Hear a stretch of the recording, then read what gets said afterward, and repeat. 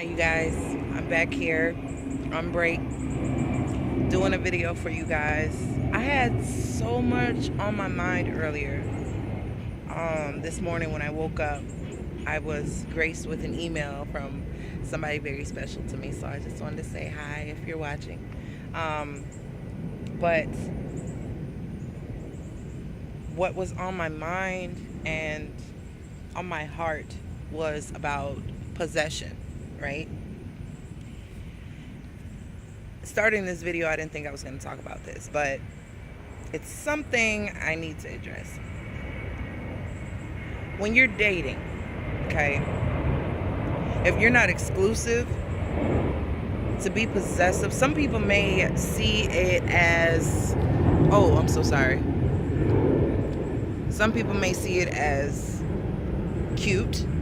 Some people may want to feel like somebody is taking ownership of them. They feel wanted.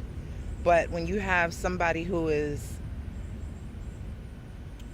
dominant in a feminine sense and dominant both in a masculine sense, and they both coexist within that being, that soul, and they have found their masculine and feminine, it is very unappealing. It's one thing to be territorial, okay? It's another thing to be obsessively possessive.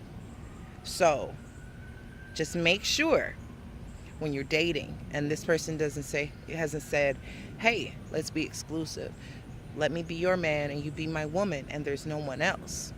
If that has not happened, you do not own that person. Even if you're in a relationship, you do not own that person. But the boundaries of an exclusive relationship are more definitive. They're more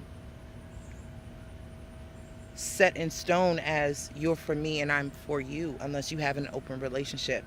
But in the dating sphere, if you're dating and someone says, hey, I don't want you talking to anyone else. I don't want anybody else giving you attention. I don't want you accepting anybody's attention or flirting with anybody. That is a red flag. If you see that in the dating sense, when it comes to an exclusive relationship, giving someone directions may be taken as a flirtation or taken out of context. Now,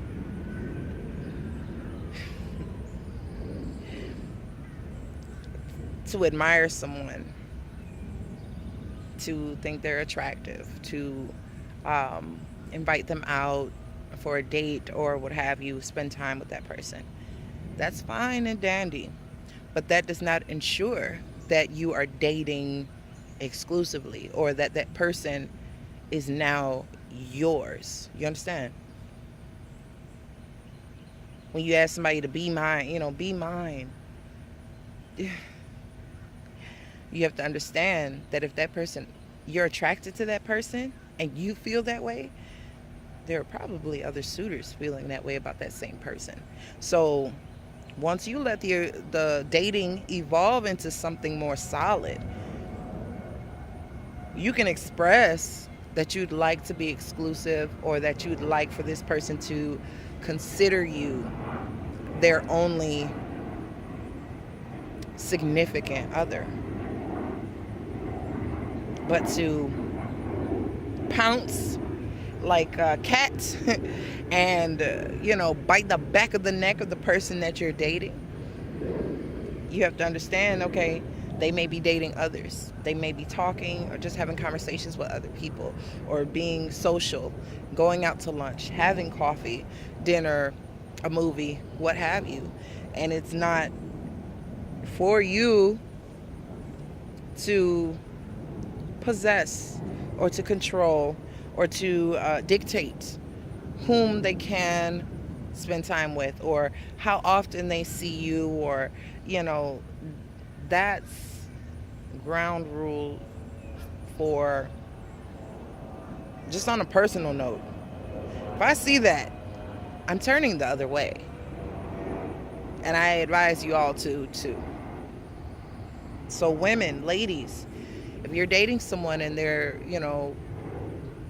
you met them by flirting with them and you see their flirtations with others, You're like, hey, I need to lock this one in because I want this one. You have to understand, if you're not exclusive, they may be talking to other women, still flirting with other women, especially if that's their persona, if that is their charm, if that is their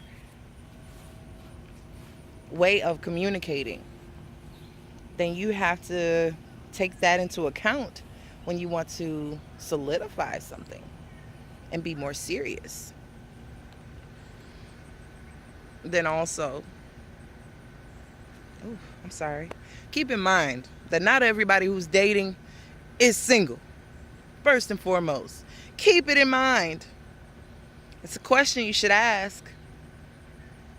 And your indicators, your feelers, your intuition will tell you, I don't believe that, or it sounds sketchy. It doesn't feel right. Don't forget that part of you. Don't forget that flashlight, that indicator that goes off when you hear something and you feel conflicted about it.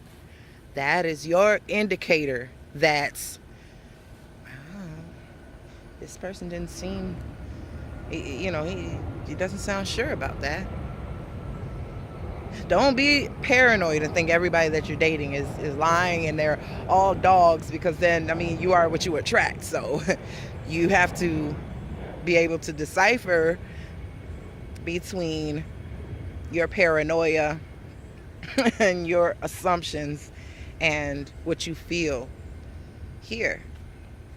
Feel it right here. Just like you can feel those butterflies for somebody, or feel that when they walk in the room and your energy shifts and changes, it will change if you're told a lie or something of that nature.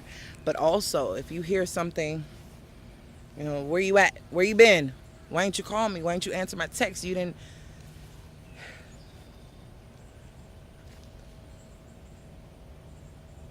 I operate on my time, not yours. So when I have a free moment, I will give you a call in my earliest convenience. And I really appreciate your patience. Not me. Hopefully not my subscribers either, my viewers. No. They're not understanding that you have a life and they want tabs on you. That's a red flag, because how can you be an independent entity in a relationship if they take ownership by wanting to own you, for you to be theirs, not associate with anyone else? Or, if flirtation is a part of your persona, your job, maybe you're in the spotlight some type of way, or you're a superior, so you have to communicate with a lot of people. How is muting yourself or dampening your charm and your presence and your position, how is that conducive to what you have to do? You have personal goals and personal ambitions outside of a relationship. And then inside of a relationship, you have a separate set of goals, ambitions for how you want that to grow. But as a single entity, a separate person, this is why your name is different than anybody else's.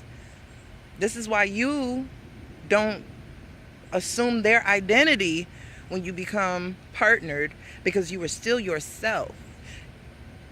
You're still accountable for self. Handle self shit. Handle your business, and relationship shit is there. It's still there. It's still, the dating and all of that. But business, take care of business first. And I kind of think that's what tomorrow's reading is about.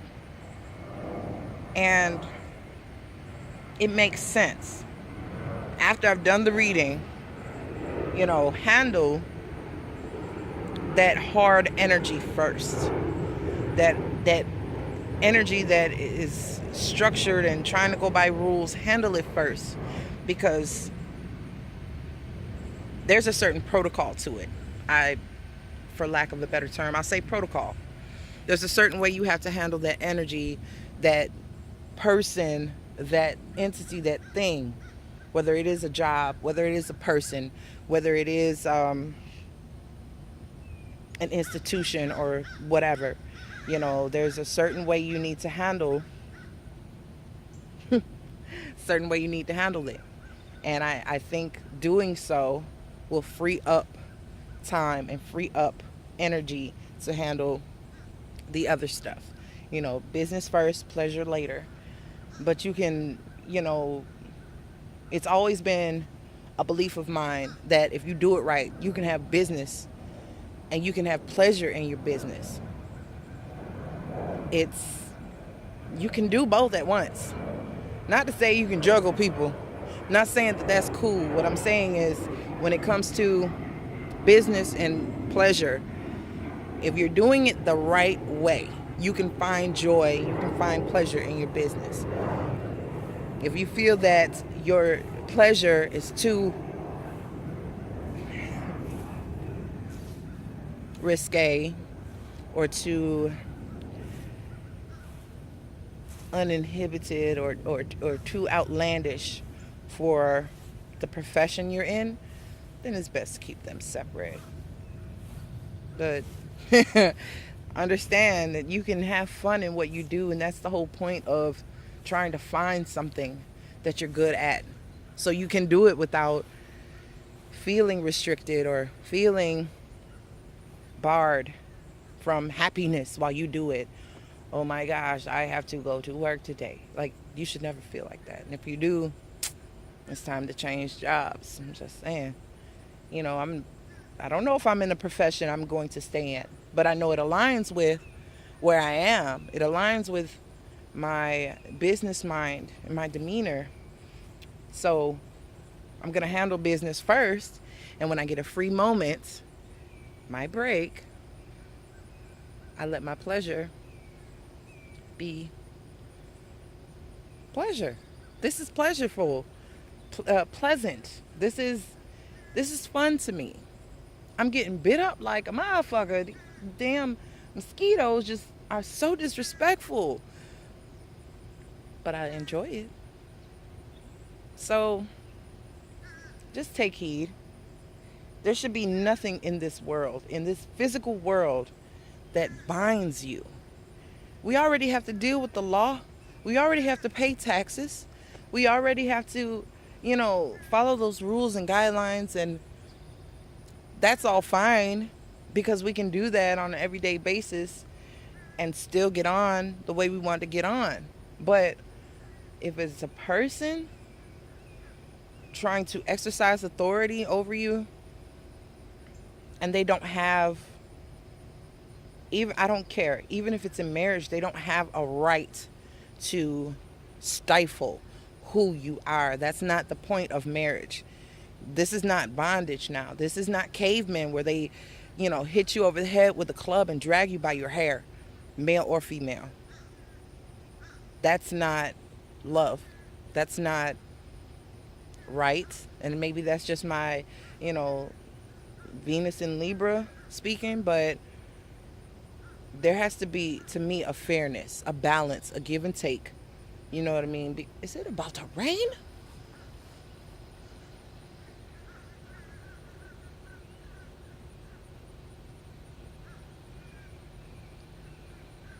I mean, I'm made of sugar, but I'm not going to melt, so I'm going to keep talking. But, yeah, no possession. You're not a thing. You're not going to be put up on a shelf and collect dust and get shined and just bragged about when people are coming over for dinner or a Super Bowl party.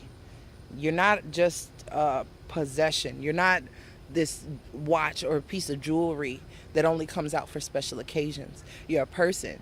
You have feelings. You have talents. You have gifts. You have insights and a lot to offer. So to have someone try to stake claim in an unhealthy way, stop that shit at the door. Understand that a lot of times those abusive relationships have shown the signs from day one. Those dependency relationships have shown the signs from day one. So that's a lot of what people are trying to get rid of now. People who can't let go, who have dug their fingernails and sunk their teeth into who you are and what they want you to be to them. Even if they're out doing whatever with whomever, they don't want you to have the same freedoms. Love is nothing but freedom. Love is free. It's like air. It's the freest shit on earth. And even people pay for oxygen. So understand that love is the freest shit you could have. This is what sets our souls on fire and frees us from this. This is what separates us. Our love is healing. It's nurturing. It's everything. If it's hurting you, it's not love. If it's confusing you, the love is not confusing you. There's something else confusing you. Understand what love is when you love yourself. If somebody can't give you something that is close to that or, healthy like that, then it's not what they think it is. It's not. Love is not possessive. It is not obsessive. That's not love. That's lust. That's materialism. That's the devil card all day long. You know what I mean? So just understand the difference between somebody who is territorial and someone who's possessive and obsessive. You know what I mean? Because it's not, the line is not as fine as everybody thinks it is. You can spot it. You can spot it, especially if you've overcome abusive relationships or a family setting or anything like that from the past. You can spot it, and it might feel familiar, and it may be hard to deter if it's habitual for you. But understand, if you didn't like it then, that you're not going to enjoy it now. So just be clear with these people. You're mine, and I want to be with you forever, and you're still in a dating stage. How do you know you want to be with me forever when it takes you a lifetime to learn who I am? Learn me, learn what I like. My likes change just as I change and grow as a person. So what you think you like, this image, you haven't even gotten to the meat and potatoes of what I am, who I am, what I do, where I'm from, why I do the things I do. You don't even know. So check it quick, because going unnoticed, it'll only get worse, and then you'll be fighting the devil. Okay, so that was enough for the talk today, and I will talk with you guys tomorrow.